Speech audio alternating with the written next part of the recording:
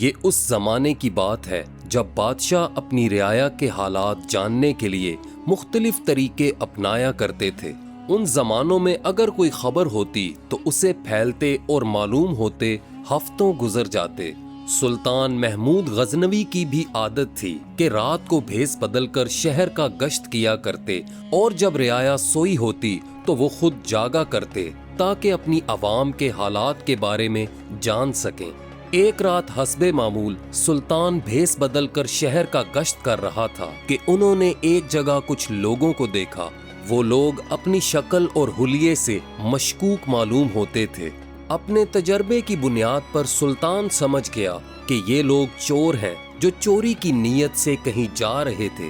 سلطان محمود کو دیکھ کر وہ چور ڈر گئے اور سمجھنے لگے کہ شاید ہم پکڑے گئے۔ انہوں نے پوچھا، تم کون ہو اور یہاں کیا کر رہے ہو؟ سلطان نے جواب میں کہا، ڈرو نہیں، میں بھی تمہاری طرح کا ہی ایک آدمی ہوں۔ یہ جواب سن کر چور سمجھے کہ شاید یہ بھی ایک چور ہے، چنانچہ وہ مطمئن ہو گئے۔ سلطان نے چونکہ بھیس بدل رکھا تھا تو وہ بھی ان لوگوں میں شامل ہو گیا۔ کچھ دیر ان میں وقت گزارنے اور ان کا اعتماد جیتنے کے بعد سلطان ان سے کہنے لگا، اتنی رات گئے تم کہاں جا رہے ہو اور آج تم لوگوں کا کیا ارادہ ہے؟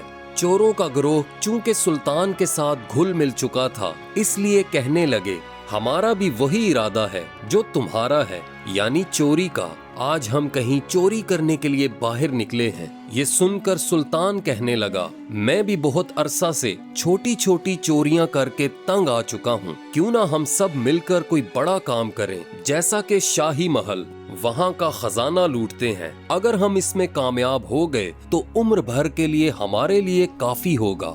چوروں نے جب یہ مشورہ سنا تو سلطان کی جرت کی داد دی اور کہنے لگے، تم تو بڑے دلیر چور ہو، شاہی محل میں بھی چوری کرنے سے نہیں ڈرتے، لیکن یہ کام بڑا مشکل ہے۔ ہم سمجھ چکے ہیں کہ تم کوئی عام آدمی نہیں، بہت بڑے چور ہو۔ ہم تمہاری بات مان سکتے ہیں اگر تم ہمارے سردار بن جاؤ، تاکہ اگر ہمیں کوئی مشکل پیش آئے تو تم ہمیں وہاں سے نکال سکو۔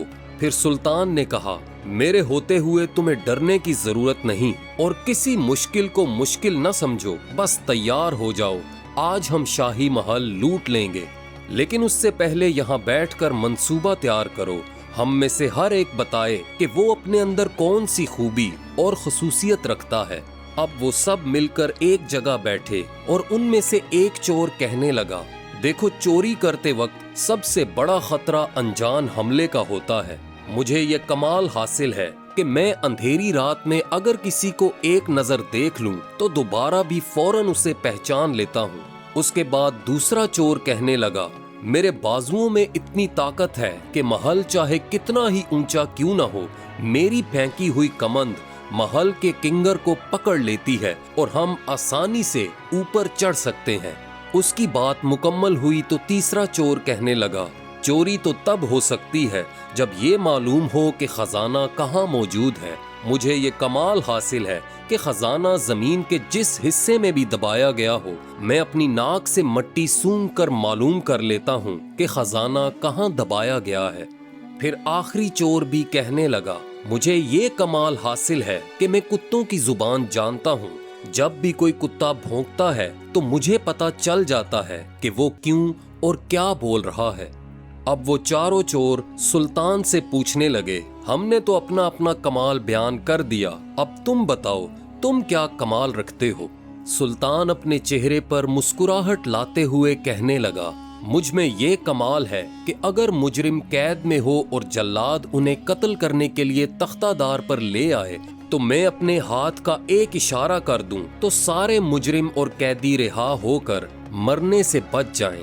یہ سن کر چوروں نے یک زبان ہو کر کہا، واقعی تمہارا کمال تو سب سے بڑا ہے، تمہارا وجود ہی ہماری حفاظت اور رہائی کا ضامن ہے۔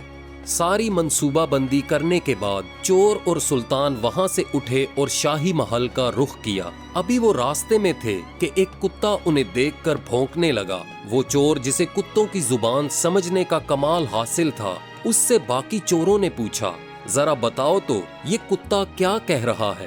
وہ کہنے لگا، بھائیوں میں خود بڑا حیران اور پریشان ہوں، کیونکہ یہ کتا کہہ رہا ہے کہ تم پانچوں میں سے ایک شخص بادشاہ ہے۔ یہ سن کر سب ہنسنے لگے اور بولے، بیوقوف کہیں کا، بادشاہ اور ہم میں شاید تمہیں کوئی دھوکہ ہوا ہے یا تم کتوں کی زبان نہیں سمجھتے۔ لگتا ہے جو کمال تمہیں حاصل تھا تم اس میں ناکام ہو گئے۔ ہم تمہاری اور اس کتے کی باتوں میں آ کر اپنا وقت ضائع نہیں کرنا چاہتے۔ وہ چور پھر سے کہنے لگا، جو مرضی کہو، کتا تو یہی کہہ رہا ہے کہ ہم پانچوں میں ایک آدمی بادشاہ ہے۔ کچھ دیر بحث کے بعد وہ آگے بڑھے اور شاہی محل کی طرف چلتے رہے۔ جب وہ شاہی محل کے قریب پہنچ گئے تو ان سب نے کمند پھینکنے والے سے کہا، چلو اب تم اپنا کمال دکھاؤ۔ اس نے کمند پھینکی جو محل کے کنگر سے اٹک گئی اور سب کمند کے ذریعے اوپر چڑھ گئے۔ تمام چور اس کی تعریف کیے بنا رہ نہ سکے۔ اب وہ سب محل میں تو پہنچ چکے تھے، لیکن خزانہ کہاں تھا یہ کسی کو معلوم نہ تھا۔ تمام چور زمین سونگھنے والے سے کہنے لگے، چلو اب تم اپنا کمال دکھاؤ اور بتاؤ کہ خزانہ کہاں چھپا ہے۔ اس چور نے بھی اپنا کمال دکھایا اور زمین سونگھ کر شاہی محل کا جتنا خزانہ تھا اور کہاں تھا یہ سب معلوم کر لیا۔ پھر انہوں نے شاہی محل کا تمام خزانہ لوٹا اور اسے سمیٹ کر اسی کمند کے ذریعے محل سے باہر نکل آئے۔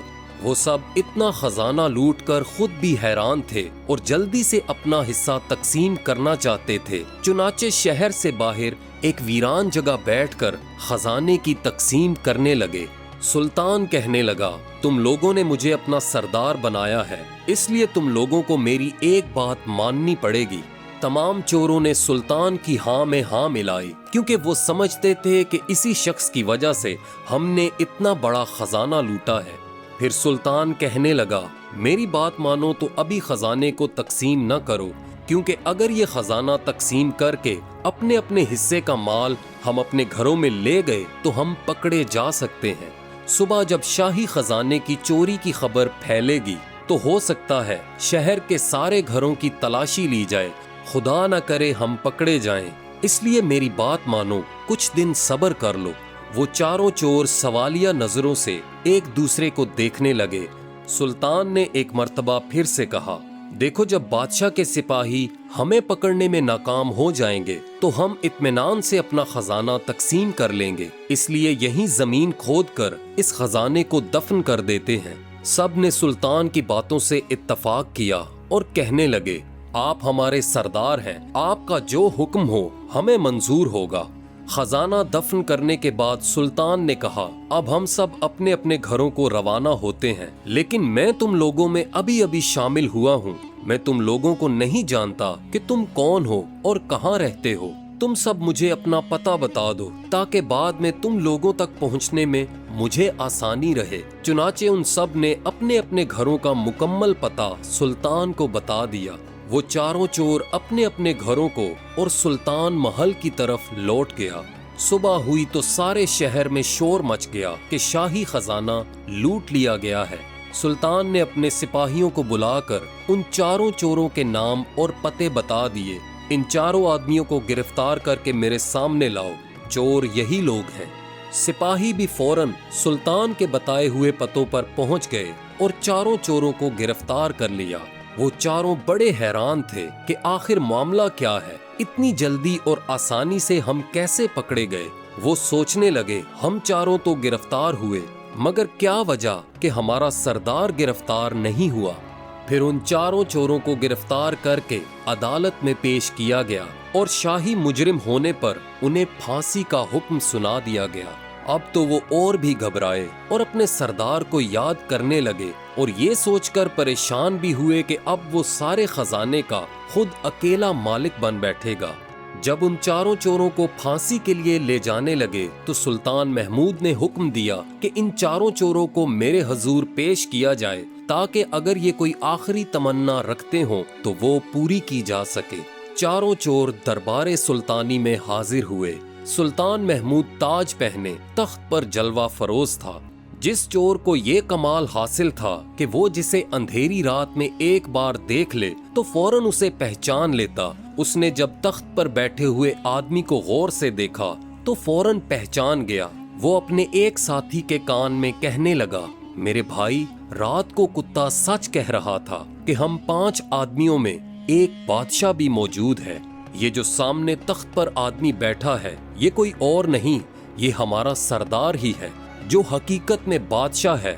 دوسرا چور یہ سن کر کہنے لگا، نہیں نہیں، شاید تمہیں کوئی دھوکا ہوا ہے۔ پھر اس چور نے کہا، مجھے پورا یقین ہے کہ اس رات ہمارے ساتھ یہی آدمی تھا۔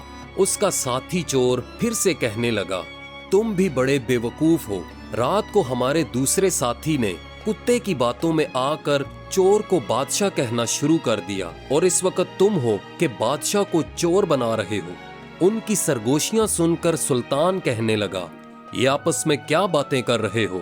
وہ چور جس نے رات کو سلطان کو دیکھ کر دن میں پہچان لیا تھا، وہ آگے بڑھا اور کہنے لگا، اے ہمارے سردار، تم اپنا ہاتھ کب ہلاؤ گے؟ کیا اس وقت ہلاؤ گے جب ہمیں پھانسی پر لٹکا دیا جائے گا؟